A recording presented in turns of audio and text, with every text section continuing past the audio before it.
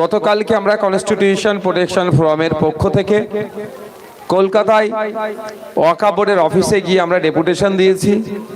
এই উমিদ পোর্টালে আপলোডের ক্ষেত্রে মমতা ব্যানার্জির দ্বিচারিতার বিরুদ্ধে বলেছি।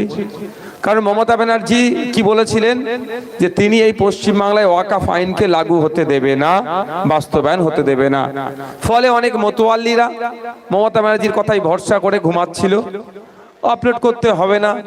কিন্তু এই উমিদ পোর্টাল আজ থেকে 5.5 মাস আগে লঞ্চ হয়েছে, আপলোডের নির্দেশিকা এসেছে। এখন হঠাৎ করে 1 সপ্তাহ 10 দিন আগে মমতা ব্যানার্জি কি বলছেন, নির্দেশিকা দিচ্ছে উমিদ পোর্টালে সব আপলোড করে দাও। এটা কিভাবে সম্ভব ভাই? এটা কিভাবে সম্ভব হয়ে উঠবে? কারণ যা যা ডকুমেন্টস চেয়েছে শুনলাম 46 ধরনের ডকুমেন্টস লাগছে।